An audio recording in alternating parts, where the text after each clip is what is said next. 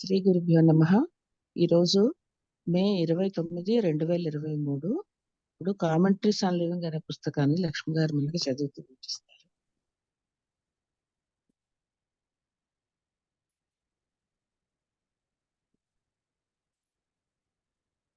Wait చేద్దాం ఒక నిమిషం వచ్చారా.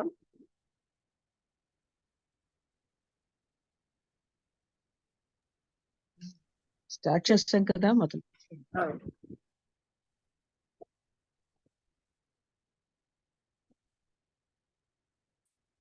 చాప్టర్ పేరు సమస్యలు తప్పించుకోవడాలు.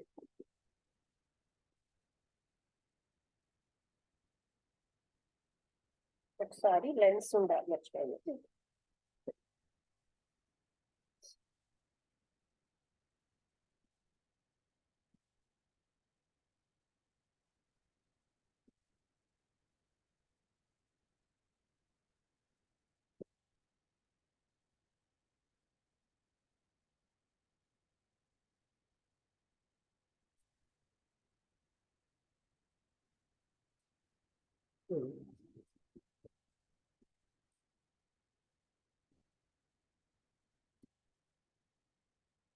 నాకు చాలా సీరియస్ సమస్యలు ఉన్నాయి.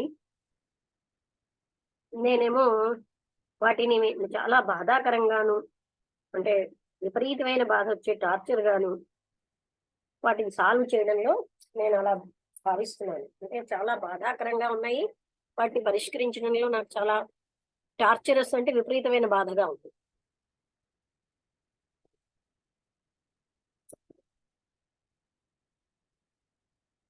అయితే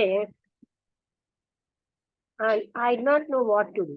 నేనేమో ఎట్ మై విట్స్, అంటే నేను నా తెలివితేటలతో ఉంటున్నాను, కానీ నాకు ఏం చేయాలో తెలియట్లేదు. ఇవన్నిటితో పాటుగా నేను మూగవాడిని.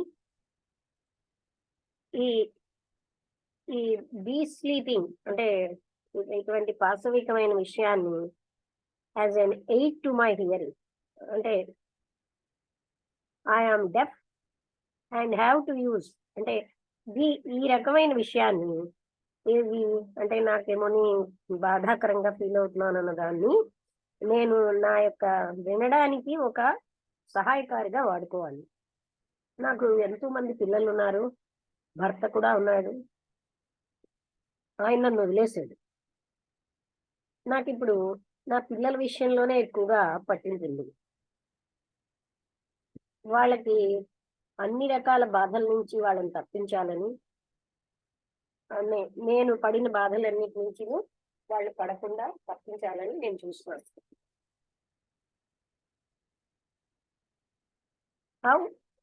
మనం ఎంత ఆతురతగా ఉంటాం ఒక ఆన్సర్ కోసం, సమస్యకి పరిష్కారం కోసం చాలా ఆతురతగా ఉంటాం.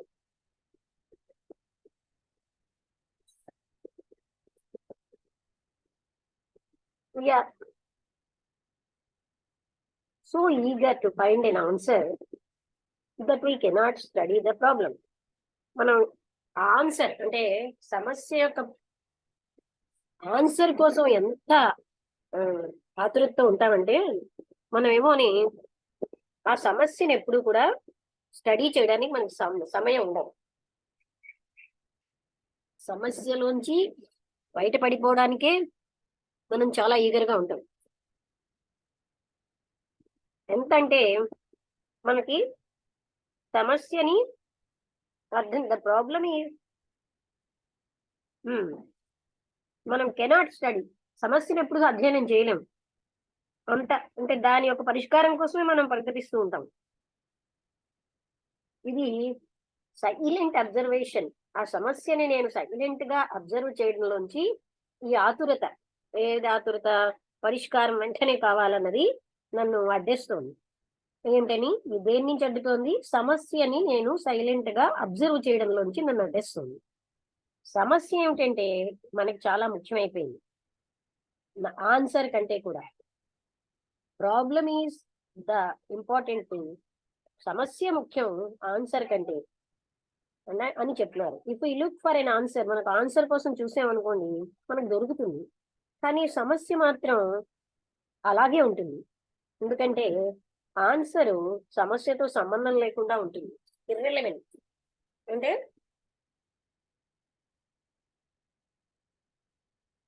ఆ పరిష్కారం సమస్యతో సంబంధం లేకుండా ఉంటుంది. మన యొక్క వెతుకులాట ఒక రకంగా ఎస్కేప్ అయిపోవాలని సమస్య నుంచి, దాని పరిష్కారం ఇది ఒక రకమైనటువంటి పైన ఉన్న రెమెడీగా ఉంటుంది. అందుకే అక్కడ సమస్యను అవగాహన చేసుకోవడం ఉండట్లేదు. అంటే ఏమిటి, మనం ఏమోని అందులోంచి బయటపడిపోవాలని, లేకపోతే మనం ఇంకా ఏం చేస్తున్నాం, దానికి ఒక సొల్యూషన్ కావాలని పైన రెమెడీసే చూస్తున్నాం. దానివల్ల ఏంటంటే సమస్యను ఎప్పుడు అవగాహన చేసుకోవట్లేదు. అన్ని సమస్యలు ఒకే సోర్స్ లోంచి వస్తున్నాయి, ఒకే మూలంలోంచి. వాటిని అవగాహన చేసుకోకపోతే, మూలాన్నే గాని అవగాహన చేసుకోకపోతే ఏ సమస్యనైనా పరిష్కరించాలన్న ప్రయత్నం ఇంకా మన్ని కన్ఫ్యూజన్ లోకి, దుఃఖంలోకి దారితీయించేస్తుంది. అంటే సమస్యను మూలంలోంచి అర్థం చేసుకోకుండా పై నుంచి దాంట్లోంచి బయటపడాలని గాని, దానికి ఎక్కడో పైన ఆన్సర్ రావాలని చూస్తూ ఉంటే ఏంటర్థం, మనం అప్పుడు ఏంటవుతుంది, అది మరికొంచెం మనకి కన్ఫ్యూజన్ ఇస్తోంది, మనకి ఆ దుఃఖాన్ని కూడా ఇస్తుంది. అందుకని ప్రతి వ్యక్తి కూడా క్లియర్ గా ఉండాలి, తన యొక్క ఉద్దేశం ఏమిటి.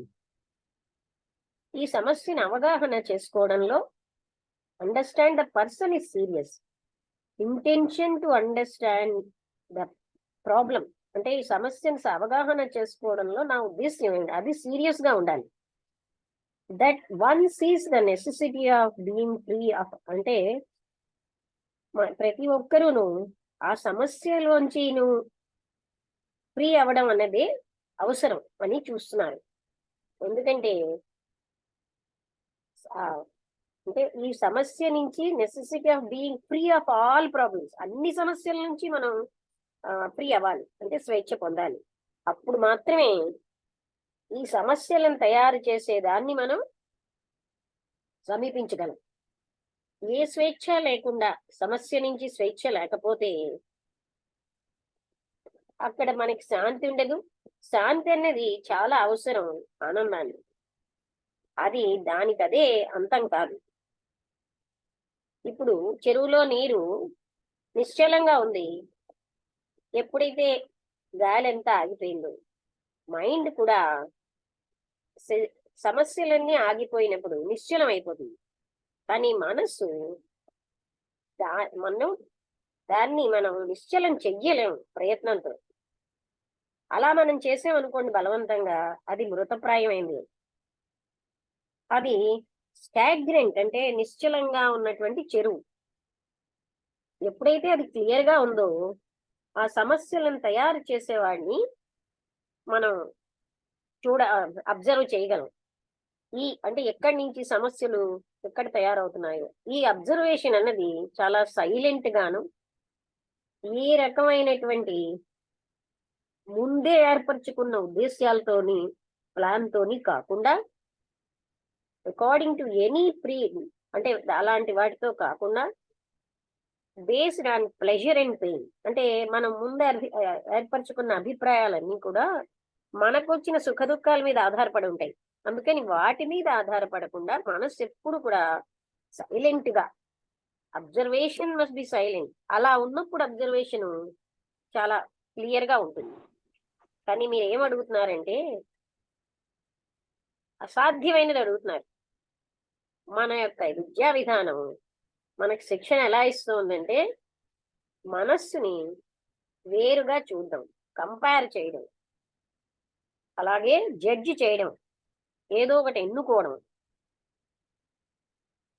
మనకి చాలా కష్టం ఏంటంటే, అంటే ఇది మంచిది కాదు, ఇది మంచిది, ఇలా అనకుండా ఉండడం మనకు చాలా కష్టం. మనం ఏది అబ్జర్వ్ చేసినా ఇది బాగుంది, ఇది బాగోలేదు, ఇది కరెక్ట్ కాదు, ఇలాగే మనం ఉంటాం. అలా కాకుండా ఉండడమే మనకు చాలా కష్టం. అయితే ఇటువంటి కండిషనింగ్ నుంచి సైలెంట్, అంటే ఎప్పుడు మనం ఫ్రీ అవ్వగలం, అప్పుడు మాత్రమే మనం సైలెంట్ గా అబ్జర్వ్ చేయగలం. ఈ సైలెంట్ అబ్జర్వేషన్ అనేది ప్యాసివ్ అవేర్నెస్, అంటే అవేర్నెస్ ఉంటుంది కానీ యాక్టివ్ కాదు. అక్కడ ప్యాసివ్ గా అంటే మనం అక్కడ యాక్టివ్ గా ఉండకుండా ప్రశాంతమైన అవేర్నెస్ అన్నమాట. అటువంటి అది చాలా అవసరం అవగాహనకి. అప్పుడు సత్యం అన్నది మీరు truth of your perception liberates you. మీరు అవగాహన చేసుకున్న సత్యం మిమ్మల్ని మీకు వెనకాల ఉన్న బ్యాక్గ్రౌండ్ అంతటి నుంచి ముక్తికి చెందిస్తుంది. మీరు ఎప్పుడైతే ఇమీడియట్ అవసరం ఈ ప్యాసివ్ గా అలర్ట్, ప్యాసివ్ గా ఉండడం అంటే నాకు సంబంధం లేదని కాదు, మళ్ళీ అలర్ట్ గా ఉండాలి. అలా దాన్ని అలర్ట్ అవేర్నెస్ అన్నమాట. అప్పుడు how the search for a means to dissolve the background arises. అంటే ఇక్కడ ఏం చెప్తున్నారు, మీరు ఎప్పుడైతే ఇలాంటి ప్యాసివ్ అవేర్నెస్ తో ఉంటారో అప్పుడు మాత్రమే మీకేం ఈ వెతకడం ఏం for a means to dissolve the background.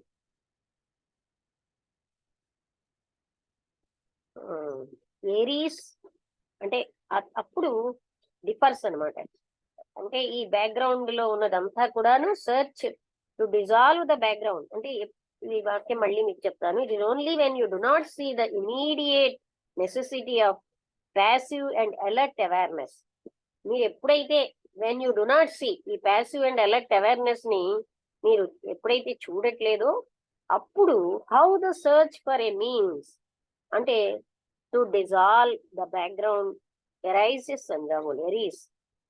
ఎరీసా arises అది అంటే మీరు ఆ బ్యాక్గ్రౌండ్ మీరు ఎప్పుడైతే ఇలాంటి ప్యాసివ్ అవేర్నెస్ యొక్క అవసరాన్ని మీరు చూడరో, అంటే అది ఎంతో అవసరం, అలా అది కానీ మనం పట్టించుకోలేదనుకోండి అప్పుడు మనకి ఈ బ్యాక్గ్రౌండ్ అంతా ఎలా అర్థం అవుతుంది? సత్యమే మనని లిబరేట్ చేస్తుంది. ఆ సిస్టమ్ ని ఏ విధమైన పద్ధతులతో ఎప్పుడున్నాయి, నాట్ ద మీన్స్. లేకపోతే మనం ఏ పద్ధతులు తీసుకున్నాం అన్నది ముఖ్యం కాదు, లేకపోతే సిస్టమ్ ముఖ్యం కాదు. సత్యం అన్నది ఆ సైలెంట్ అబ్జర్వేషన్ అన్న దాంట్లోనే ట్రూత్ దట్స్ ఈ సైలెంట్ అబ్జర్వేషన్ తెచ్చే వల్ల వచ్చే ఆ సత్యం మనకు అవగాహన తెస్తుంది. అప్పుడు మాత్రమే మనం ఏంటంటే ఈ కండెమ్నేషన్ నుంచి జస్టిఫికేషన్ నుంచి ఫ్రీ అవుతాం. అంటే ఎప్పుడు సైలెంట్ అబ్జర్వేషన్ లోంచి వచ్చిన సత్యం వల్ల మనం ఇది మంచిది ఇది చెడ్డది అనే దాంట్లోంచి ఫ్రీ అవుతాం. Then only you are free are you from condemnation and justification. మీరు ఎప్పుడైతే అపాయం చూసారో అప్పుడు మీరు మీరు ఎవరిని అడగరు. అంటే మనకి ఏదైనా చూడండి పులి వచ్చింది లేకపోతే మరేదో పాము వచ్చింది, ఎలా అండి ఇందులోంచి బయటపడ్డాం అని ఎవరిని అడగం. It is because you do not see the necessity of being passively aware that you ask. అప్పుడు మీరేమోని ప్యాసివ్ గా అవేర్నెస్ తో అంటే why do you not see the necessity of it అంటే అప్పుడు ఏ విధంగా నేను ఇలా చెయ్యాలనేది మీరు అడగరు. అందుకని అక్కడ ఎలాంటి నెసెసిటీ ఉందో అది మీరు ఎందుకు చూడరు? Why do you not the necessity of it అంటే ఇక్కడ చూడండి, మనం ఏం చేస్తున్నామంటే సమస్య వచ్చేసరికల్లా దాని సొల్యూషన్ ఆన్సర్ కే ఎక్కువ ఇంపార్టెన్స్ ఇచ్చి సమస్యను ఎప్పుడు చూడటం లేదు. మన మనస్సు ఎప్పుడు కూడా సైలెంట్ గా ఎప్పుడైతే అది సైలెంట్ గా దానంతట అది అవగాహన చేసుకుని సైలెంట్ అవుతుందో ఆ సైలెంట్ అబ్జర్వేషన్ లోంచే అవగాహన వస్తుంది. అప్పుడే సత్యం అన్నది తెలుస్తుంది. ఏదైతే సైలెంట్ అబ్జర్వేషన్ లోంచి వచ్చిన సత్యం అదే మనకు అవగాహన తెచ్చిపెడుతుంది. అప్పుడే మనం చూడగలం. అప్పుడు మాత్రమే మనం ఈ కండెమ్నేషన్ జస్టిఫికేషన్ మనకు ఉండవు. మీరు ఎప్పుడైతే అపాయం అన్నది చూసారో మీరు ఎవరిని ఏ విధంగానండి ఇందులోంచి బయటపడ్డాం అని అడగరు. ఎందుకంటే మీరు అప్పుడు ప్యాసివ్ గా necessity of passively aware that you ask how అన్నది నేను అడగాలి అనే దానికి మీరు వెళ్ళరు. అప్పుడు ప్యాసివ్ గా అవేర్నెస్ యొక్క ఉద్దేశ్యం అంటే అవసరం తెలుస్తుంది. Why do you not see the necessity of it అక్కడ ఉన్న నెసెసిటీని మీరు ఎందుకు చూడటం లేదు? I want to but I have never thought along these lines before. నాకు అలా ఉండాలంది కానీ నేను ఈ లైన్స్ లో ఎప్పుడు ఆలోచించలేదు. నేనేం చెప్పగలనంటే నాకు నాకు అన్ని సమస్యల నుంచి నేను వదిలించేసుకోవాలనుకుంటున్నాను. ఎందుకంటే అవి నన్ను చాలా బాధ పెడుతున్నాయి. నేను హ్యాపీగా ఉండాలనుకుంటున్నాను ఇతర అందరూ ఉన్నట్టుగా. కాన్షియస్ గా తెలుసో తెలియకో మనం ఏంటంటే essentiality of being passively aware, passive గా అవేర్ గా ఉండడం యొక్క ఆవశ్యకతని ఎప్పుడు మనం తెలుసో తెలియకో దాన్ని చూడం. ఎందుకంటే మనకేంటంటే మనకి నిజంగా మన సమస్యల నుంచి బయటపడాలని లేదంటున్నారు. We do not really want to go let go of our problem. What would we be without them? సమస్యలు లేకపోతే మనం ఏంటిటా? మనం ఏదో ఒక దానికి, మనకు తెలుసున్న ఏదో ఒక దానికి వేలాడుతూ ఉంటాం. అది ఎంతో బాధాకరమైన, అంటే ఇప్పుడు చూడండి, కొంతమందికి ఎప్పుడు కూడా ఏదో విషయంలో బాధపడాలని ఉంటుంది. ఆ సమస్యలు లేకపోతే తోచదనమాట. అందుకని ఏదో ఒక దానికి పట్టుకుంటూ ఉంటారు. Then risk the pursuit of something. అప్పుడు that may lead who knows where. ఎక్కడ అలాంటిది ఉంటుందో అలాంటి వాటిని వెతుక్కుంటూ అక్కడికి వెళ్తాం. ఈ సమస్యలతోటి వీఆర్ ఎంతో ఫెమిలియర్ గా ఉన్నాం. అంటే but the thought of pursuing the maker of them, అసలు ఈ సమస్యలు ఎక్కడి నుంచి తయారవుతున్నాయి, ఎవరు తయారు చేస్తున్నారు అనే ఆలోచన మనకు ఉండదు. అది దానివల్ల మనం ఎక్కడికి లీడ్ అవుతోందంటే భయము, డల్నెస్ వచ్చేస్తున్నాయి. అంటే ఈ సమస్యలు ఎవరు తయారు చేస్తున్నారు అన్నది మనం చూడకపోవడం వల్ల మనం ఆ సమస్యలతోటి ఉంటాం, ఇష్టపడుతూ ఉంటాం. దానివల్ల మనకి భయం, డల్నెస్, మనస్సు యొక్క డల్నెస్ వచ్చేస్తుంది. మనస్సుకి ఏ సమస్యలు లేవనుకోండి, సమస్యల వల్ల వచ్చిన వర్రీ లేకపోతే అప్పుడు మనస్సే ఉండదు.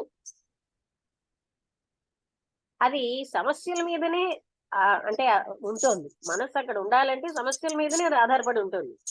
అంటే దాని ఫీడింగే సమస్య, అంటే దాని ఆహారం. అవి ఆ సమస్యలు ప్రపంచానికి సంబంధించవచ్చు, వంటింటికి సంబంధించిన సమస్యలు అవ్వచ్చు, రాజకీయమైనటువంటివి అవ్వచ్చు, వ్యక్తిగతం అవ్వచ్చు, మతపరమైనవి అవ్వచ్చు, అలాగనే ఆదర్శాలకు సంబంధించినవి అవ్వచ్చు. మన సమస్యలన్నీ మనని చిన్నగా చేసేస్తున్నాయి, సంకుచితంగా. ఏ మనస్సు అయితే ప్రాపంచికమైన సమస్యలతో పూర్తిగా నిండిపోయిందో అది ఎప్పుడు చిన్నదిగా, స్వల్పంగా ఉంటుంది. ఈ మనస్సు అయితే ఎప్పుడు ఆధ్యాత్మికమైన పరిణతి కోసం వరి అవుతూ ఉంటుందో, spiritual progress it is making. The mind that worries about the, అంటే అది ఏ రకమైన ఆధ్యాత్మిక అభివృద్ధి చెందిందని అది వరి అవుతూ ఉంటుంది. ప్రాబ్లమ్స్ అనేవి మనస్సుని బర్డెన్ చేస్తున్నాయి భయంతో. ఈ సమస్యలు మనకి బలాన్ని ఇస్తున్నాయి, అంటే నేను అనే దానికి బలాన్ని ఇస్తున్నాయి. నేను, నాది అనే దానికి. సమస్యలు లేకపోతే మనం ఏమి సాధించలేకపోతున్నాం. అచీవ్మెంట్స్ లేవు, జయాలు లేవు, ఫెయిల్యూర్స్, అపజయాలు లేవు. అప్పుడు జయాలు అపజయాలు లేకపోతే నేనన్నది లేదు కదా. ఇది ఇంకా చాలా ఉందా, కొంచెమే ఉంది. Okay. But without the self, ఈ నేనన్నది లేకపోతే how can one exist at all? మరి మనిషి ఎలా ఉంటాడు? అదే కదా పనులన్నీ చేయడానికి మూలం. ఎంతకాలం అయితే కోరికల్లోంచి పనులన్నవి వచ్చాయో, లేకపోతే జ్ఞాపకంలోంచి, భయంలోంచి, సుఖము బాధల్లోంచి వచ్చిందో, as long as action is the outcome of desire, memory, fear అంటే భయము, సుఖము, దుఃఖంలోంచి, అప్పుడు అది తప్పనిసరిగా అందులో సంఘర్షణ ఉంటుంది, కన్ఫ్యూజన్ ఉంటుంది, వ్యతిరేకతలు ఉంటాయి. అంటే ఎంతకాలం అయితే మన పనులన్నీను భయంతో, కోరికతోటి, జ్ఞాపకాలతోటి, భయాలతోటి, సుఖాలతోటి, బాధలతోటి ఫలితంగా మనం పనులు చేస్తున్నాము, అప్పుడు మనకి సంఘర్షణ, కన్ఫ్యూజన్, వ్యతిరేకత ఉంటుంది. మన యాక్షన్, మన పని అనేది మన కండిషనింగ్ లోంచే వస్తుంది, ఫలితంగానే మనం పనులు చేస్తాం. అది ఏ లెవెల్లో అయినా. మన యొక్క రెస్పాన్స్ అనమాట, అంటే ఒక సమస్యకి మనం ఇచ్చే సమాధానం అంటే వెర్బల్ కాదు, సమస్యకి మనం ఇచ్చేటటువంటి ఆ రెస్పాన్స్ ఎలా ఉంటుందంటే అది సంపూర్ణంగా ఉండదు, ఇన్కంప్లీట్ గా, అసంపూర్ణంగా ఉంటుంది. అందువల్లే మనకి సంఘర్షణ వస్తుంది. అదే సమస్య. ఈ సంఘర్షణ అనేది నేనే ఆ సంఘర్షణ అవుతున్నాను. It is entirely possible to live without conflict. ఏ సంఘర్షణలు లేకుండా జీవించడం సంభవమే. ద కాన్ఫ్లిక్ట్ ఆఫ్ గ్రీడ్, లోభం అనే కాన్ఫ్లిక్ట్, భయము, చెయ్యము, అలాంటి అవన్నీ మనకు సంఘర్షణలే. Merely theoretical, possibility will be merely theoretical and not actual. అంటే సమస్యలు లేకుండా జీవించడం మనకి థియరిటికల్ గా ఉంది కానీ యాక్చువల్ గా లేదు, యథార్థంగా లేదు. Until it is discovered through direct experience, direct అనుభవంతో మనం డిస్కవర్ చేస్తే గాని ఇవన్నీ మనకి యాక్చువల్ గా అంటే యథార్థంగా ఉండటం లేదు. మనకి ఎలా అనిపిస్తుందండి, ఇదంతా థియరీలేండి, సమస్యలు లేకుండా ఎలా ఉంటాం అలా అనుకుంటాం. Until it is discovered through direct experience, to exist without greed, అంటే ఏ లోభము లేకుండా జీవించడం మనకి సంభవమే. ఎప్పుడైతే ఈ నేను అనేది మనకు అవగాహన అవుతుందో అప్పుడే మనం జీవించగలం. అంటే ఆ నేను యొక్క పద్ధతులు, అది పనిచేసే తీరు, ఇవన్నీ మనకు అవగాహన అయినప్పుడే మనమేమో సమస్యలు సంఘర్షణలు లేకుండా జీవించగలం. నా యొక్క డెఫ్నెస్ అనేది నా భయాలతోని నాకున్నటువంటి అణచుకోవడాలు వాటిగా వచ్చిందంటారా అని అడుగుతున్నారు. డాక్టర్స్ ఏం చెప్పారంటే అక్కడ నాకు స్ట్రక్చరల్ గా అంటే బాడీలో ఏమీ రాంగ్ ఏమీ లేదు, any possibility or recovering my hearing అంటే అండ్ ఈజ్ దేర్, నాకు ఇలాంటి దాంట్లోంచి బయటపడే అంటే నేను తిరిగి డెఫ్ గా ఉన్నాను అంటే నాకు వినబడకపోతే నేను మళ్ళీ వినబడేటట్టుగా అవగలనా? ఐ హావ్ బీన్ సప్రెస్, నేను అణిచేసుకున్నాను ఒక విధంగా గాని ఇంకో రకంగా గాని జీవితం అంతా. నేను నిజంగా నాకేం కావాలో జీవితం అంతా నేను ఏమీ చేయలేదు. I have never done anything. అంతర్గతంగా బహిర్గతంగా ఇది చాలా సుఖమే మనకి ఏదైనా అణిచేసుకోవడం. దాన్ని అవగాహన చేసుకున్న కంటే అవగాహన చేసుకోవడం అన్నదే కష్టతరమైన విషయం. ముఖ్యంగా ఎవరికైతే అంటే గట్టిగా కండిషనింగ్, బరువుగా హెవీగా కండిషన్ అయిపోయారో చిన్న వయసు నుంచి వాళ్ళకి అవగాహన కష్టం. ఎందుకంటే ఎప్పుడు కండిషనింగ్ లోంచి చూస్తారు. ఆల్దో స్ట్రెన్యూస్, అది చాలా కష్టంగా ఉన్న ఈ అంటే డిప్రెషన్ అనేది ఏంటంటే ఒక రకంగా మనకు అలవాటు అయిపోయింది. అవగాహన అన్నది అలవాటు అవ్వలేదు. ఏ మ్యాటర్ ఆఫ్ రొటీన్, అది మనకు ఒక రొటీన్ గా అయిపోవట్లేదు. అందుకనే మనకి కాన్స్టెంట్ గా వాచ్ఫుల్ గా ఉండాలి, అంటే అటెన్షన్ తో చూస్తూ ఉండాలి, అలర్ట్నెస్ తో ఉండాలి. ఈ అవగాహన చేసుకోవాలంటే అక్కడ మనకి అంటే ఆ వ్యక్తి ప్లయబిలిటీ అంటే చాలా జాగ్రత్తగా చూడగలిగి ఉండే పరిస్థితి, దాని తెలుగులో అంటే ఒక రకమైన సున్నితత్వం ఉండాలి. ఒక రకం సెంటిమెంటల్స్ తోటి సంబంధం లేనటువంటి ఒక పరిస్థితి ఉండాలి. ఈ అణిచేయడం అనేది ఏ రూపంలో ఉన్నా అప్పుడు అది మనకి అవేర్నెస్ కాదు. అంటే అణిచిస్తూ ఉన్నంతసేపు కూడా క్వికనింగ్ ఆఫ్ అవేర్నెస్ ఫాస్ట్ గా రాదప్పుడు. ఇది ఈజియెస్ట్ అండ్ స్టూపిడెస్ట్ వే. అంటే ఈ అణిచేసుకోవడం అన్నది మనకేంటంటే మనకి సమస్యల్లోంచి వచ్చినటువంటి రెస్పాన్సెస్ డీల్ చేయడానికి చాలా సులువైనది, స్టూపిడ్ మూర్ఖమైన మార్గం. ఈ అణిచేసుకోవడం అంటే అనుకరించే ఒక ఐడియాని, ఒక పద్ధతిని, ఇంకా ఇట్ ఆఫర్ సూపర్ఫిషియల్ సెక్యూరిటీ. దానివల్ల ఏంటవుతుంది అంటే మనం అందరం చేసేదాన్ని మనం అబ్జర్వ్ చేయట్లేదు. అదేంటంటే బాహ్య పై నుంచి మనకు భద్రతనిస్తుంది, ఒక గౌరవాన్ని ఇస్తుంది. అవగాహన చేసుకోవడం అనేది మనని ముక్తించే అంటే అందులోంచి బయటపడేటట్టు చేస్తుంది. కానీ అణిచేయడం ఎప్పుడూ కూడా సంకుచితంగానే ఉంటుంది. అది మనని అంతర్గతంగా అంటే తనలో తానుగా పరివేష్టితం అయిపోతుంది. ఫియర్ ఆఫ్ అథారిటీ అంటే అథారిటీ యొక్క భయము, తర్వాత అభద్రతా భావం, ఏదైనా ఒపీనియన్ అంటే ఏదైనా ఉద్దేశ్యం యొక్క భయం, ఇవన్నీ కలిపి ఐడియాలజికల్ రిఫ్యూజ్ మనకు ఒక రకమైనటువంటి ఆదర్శాత్మకమైనటువంటి శరణ ఇస్తాయి. It's physical counter part to which the mind turns. దానికి భౌతికమైనటువంటి ఒక కౌంటర్ పార్ట్ అంటే దానికి వ్యతిరేకమైనది తయారవుతుంది. అది మనస్సు అలా తయారు చేస్తుంది. అంటే ఇక్కడ ఏంటండి మనకేంటంటే అథారిటీ అంటే భయం, అలాగే మనకి అభద్రతా భావం, ఆఫ్ ఒపీనియన్ అంటే ఉద్దేశ్యాలు, ఇవన్నీ కలిపి మనకి ఒక రకమైన శరణు అంటే ఆశ్రయాన్ని, ఈ ఫిజికల్ కౌంటర్ పార్ట్ అన్నది మనకి తయారవుతుంది. ఇదంతా కూడా మనస్సే దానిలోని టర్న్ చేస్తుంది. దిస్ రెఫ్యూజ్, ఈ శరణు, at what ever level it may be place, అది ఏ లెవెల్లో అయినా, ఎవర్ సస్టెన్స్ ఫియర్, భయాన్ని అక్కడ ఉంటుంది. And from fear there is substitution. భయం ఎప్పుడైతే వచ్చిందో అక్కడి నుంచి మనమేమో సబ్స్టిట్యూషన్ అంటే ఇప్పుడు ఇంకా అది చాలా ఉందా నేను చూసుకోలేదు, సబ్స్టిట్యూట్ చేస్తూ ఉంటాం. అంటే ఇక్కడికి ఆపుదామండి, లేకపోతే ఎందుకంటే మరి ఇంటరాక్షన్ టైం ఉండదు. అంటే ఈ భయం నుంచి ఇంకేదో అక్కడ సబ్స్టిట్యూట్ చేద్దాం, ఈ వాక్యం అయిపోయాక ఆపుతారు.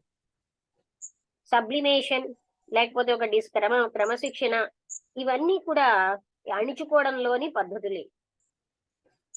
ఈ అణిచేసుకోవడం అన్నది ఒక అవుట్లెట్ గా మనం భావిస్తాం, అంటే అందులోంచి బయటపడ్డానికి. అది భౌతికమైనటువంటి అంటే అవ్వచ్చు, లేకపోతే ఒక రకమైనటువంటి ఆదర్శాత్మకమైన భ్రాంతి అవ్వచ్చు. The price is paid. అందువల్ల దాని ఫలితం మనం ఎలా అనుభవిస్తాం అంటే వన్స్ టెంపర్మెంట్ అండ్ ఇడియోసింక్రసీస్.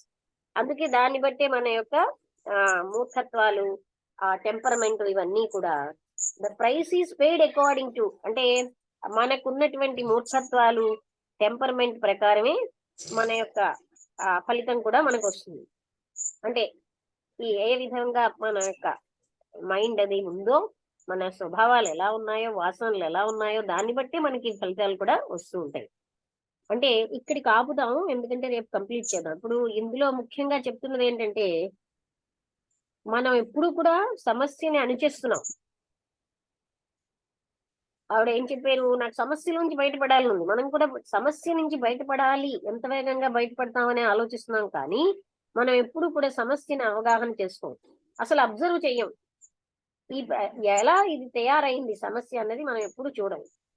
మనకి అక్కడ సమస్య ముఖ్యం, ఆన్సర్ అంటే మనం ఎప్పుడు కూడా సమస్యనే ముఖ్యంగా తీసుకుని సొల్యూషన్ కాకుండా ఉంటే బాగుంటుంది.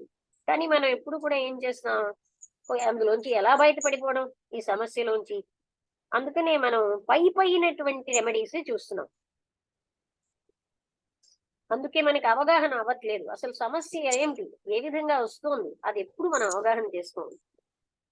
అన్ని కూడా మనకి మూలంలోంచి సమస్యలన్నీ వస్తాయి, సోర్స్ లోంచి.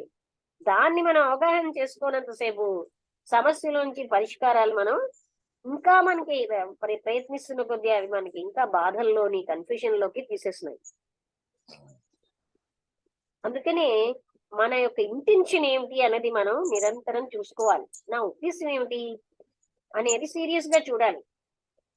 మనం సమస్యల్లోంచి ఫ్రీగా ఉండాలని అనుకుంటున్నాం, సంపూర్ణంగా అన్ని సమస్యల్లోంచి.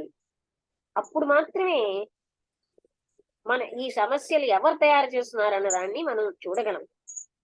ఈ స్వేచ్ఛ లేకపోతే సమస్యల నుంచి అక్కడ మనం శాంతి అనేది ఉండదు మనస్సుకి. ఈ శాంతి అనేది మన యొక్క ఆనందానికి అవసరం. ఎలా అయితే ఒక చెరువులో నీరు నిశ్చలంగా గాలి అది వీచకుండా ఉన్నప్పుడు ఉంటుందో, మనస్సు కూడా ఈ సమస్యలన్నీ అంతమైనప్పుడు నిశ్చలంగా ఉంటుంది. మైండ్ ఎప్పుడు కూడా మనం బలవంతంగా స్టిల్ గా అంటే నిశ్చలం చేయలేము. అది అప్పుడు ఎలా ఉంటుందంటే ఒక మృతప్రాయమైన మనస్సు అయిపోతుంది. ఎప్పుడైతే క్లియర్ గా ఉంటుందో, ఇదంతా క్లియర్ గా మనకు తెలిసినప్పుడు ఈ సమస్యలు ఎవరు తయారు చేస్తున్నారు అన్నది మనం అబ్జర్వ్ చేయగలం. ఈ అబ్జర్వేషన్ అన్నది సైలెంట్ గా ఉండాలి. ఏదో ఒక రకమైన ముందుగా నిర్ణయించుకున్న అభిప్రాయాలతో కాదు, ప్లాన్ తో కాదు, లేకపోతే అవన్నీ కూడా మనకి సుఖ దుఃఖాల్లోంచి అరైజ్ అవుతాయి. ఈ ప్రీ ప్లాన్డ్, ప్రీ డిటర్మిన్డ్ ఉద్దేశ్యాల్లోంచి మనం చూడడం కాదు. మీరు అసాధ్యమైనది అడుగుతున్నారు అంటున్నారు ఆవిడ.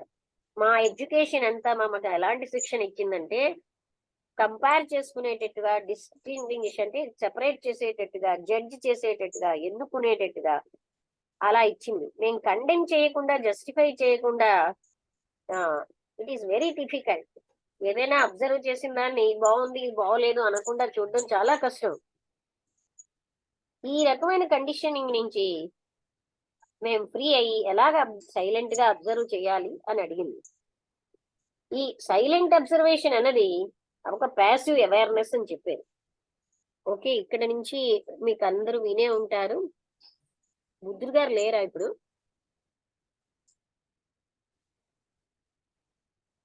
It is only when you do not see, అంటే ఈ దీని యొక్క అవసరం ఇమీడియట్ ప్యాసివిటీ ఆఫ్, అంటే నెసెసిటీ ఆఫ్ ప్యాసివ్ అవేర్నెస్ అన్న దాన్ని మీరు దాని అవసరాన్ని చూడకపోతే ఏ విధంగా అని మీరు ఆ సెర్చ్ అంటే వెతకడాన్ని చెయ్యలేరు. ఆ బ్యాక్గ్రౌండ్ లో ఉన్నదన్ని కండిషనింగ్స్ అన్ని ఉన్నాయి, అవన్నిటిని మనం తీసుకోలేం. మనని లిబరేట్ చేసేది సత్యం ఒకటే. ఆ సత్యం not the means or the system. System గానీ మీన్స్ అంటే పద్ధతులు గానీ మనని లిబరేట్ చేయలేవు, అంటే మనని విముక్తుల్ని చేయలేవు. ఏ సత్యం ఏదైతే సైలెంట్ అబ్జర్వేషన్ లోంచి మనం తెలుసుకుంటున్నామో అదే మనకు అవగాహనని తెచ్చిపెడుతుంది. అప్పుడు మాత్రమే మనం అన్ని రకాలైనటువంటి కండెమ్నేషన్ జస్టిఫికేషన్ లోంచి స్వేచ్ఛ పొందుతాం. మీరు ఎప్పుడైతే ఒక అపాయంలో ఉన్నారో మీరు ఎవరిని ఎలాగండి ఇందులోంచి బయట, ఇప్పుడు నాకు పాము వచ్చింది ఎదురుగుండా, ఎలాగండి నేను తప్పించుకోవడం అని అడగం. అప్పుడు ఏంటంటే ఆ ప్యాసివ్ గా అవేర్నెస్ యొక్క అవసరం చూస్తాం. Why do you not see the necessity of it? దాని అవసరం ఎప్పుడు కూడా మనం ఎందుకు చూడటం లేదు? నేను చూడాలని ఉంది నాకును, but I have never thought along. ఈ రకంగా నేను ఎప్పుడు ముందు ఆలోచించలేదు. నేనేం చెప్పగలనంటే నాకు సమస్యలన్నిటిలోంచి బయటపడాలని, అవన్నీ కూడా నాకు నిజంగా బాధను కలిగిస్తున్నాయి. నాకు హ్యాపీగా ఉండాలని, ఇతరులందరిలాగా నాకు హ్యాపీగా ఉండాలంది అని ఆవిడ అంటుంది. అంటే తెలుసో తెలియకో మనం ప్యాసివ్ గా అవేర్నెస్ తో ఉండడం అన్నది మనం ఇష్టపడటం లేదు. మనకి అలాగా మన సమస్యలు నిజంగా పోవాలని మనం ఇష్టపడం. మనకు సమస్యలు లేకపోతే మనం ఉండం కదండి. మనం ఎప్పుడు ఏదో ఒక దానికి వేలాడుతూ ఉంటాం, అది ఎంత బాధాకరమైన. అందుకని మనం ఏం చేస్తూ ఉంటామంటే వీటిలోంచి ఎక్కడికి ఎలా అయితే బయటపడిపోగలం, దట్ మే లీడ్ యూ అంటే పర్స్యూట్ ఆఫ్ సంథింగ్, మరో సమస్య మరో దానికోసం పరిగెడుతూ ఉంటాం. మనం ఈ సమస్యలతోటి మనకు బాగా అలవాటు అయిపోయింది, అంటే బాగా వాటితోటి ఫెమిలియర్ గా అయిపోయాం. ఇది ఆ సమస్యల్ని ఎవరు తయారు చేస్తున్నారు అనే దాన్ని మనం ఎప్పుడును ఆ ఆలోచనని మనం, but the thought of pursuing the maker of them not knowing where it may lead creates in us fear and dullness. అందువల్ల అది ఇప్పుడు మనం చూడకపోవడం వల్ల మనకు ఒక రకమైనటువంటి భయము, డల్నెస్ వస్తున్నాయి. మన మనస్సు ఎప్పుడు కూడా సమస్యల యొక్క వరి అన్న దాంతో అది లేకపోతే ఉండదు. ఎందుకంటే దాని మీద మనస్సు అదే దాని ఆహారంగా ఉంది, అంటే వాటి మీదనే అది ఆధారపడి ఉంటుంది మనస్సు.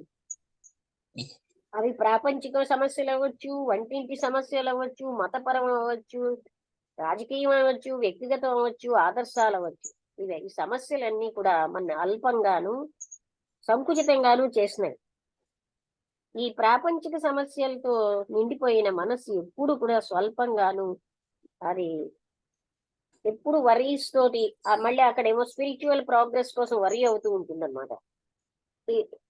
అందుకని ప్రాబ్లమ్స్ ఏం చేస్తున్నాయంటే మన మనస్సుని పూర్తిగా బర్డెన్ చేసేసి భయము, అవి ప్రాబ్లమ్స్ గివ్ స్ట్రెంగ్త్, నేను అన్న దానికి బలం ఇస్తున్నాయి. అంటే ఇవన్నిటి వల్ల చూడండి మీరు, నేను అనే దానికి బలం వచ్చేస్తుంది. అంటే ఆ నేను అనేది డిజాల్వ్ అవుతేనే కదా అసలైన సత్యం అన్నది తెలుస్తుంది. Without problems, without achievements and failures the self is not. ఈ సమస్యలు, ఈ జయం పొందడం, అపజయాలు ఇవన్నీ లేకపోతే నేనన్నది లేనే లేదు. అయితే ఈ సెల్ఫ్ లేకపోతే నేను ఎలా ఉంటాను? అదే కదా అన్ని పనులకి మూలం అని అడిగింది. అక్కడికి ఆపుదామండి, ఇది మిగతాదంతా రేపు చూసుకుంటే బెటర్. అంటే ఆ 3 పాస్ ఇప్పుడు ఉన్న వాళ్ళలో బాబాజీ గారే బాగా చెప్పాలి, మిగతా వాళ్ళకి ఇంకా బాగా అర్థమయ్యేది.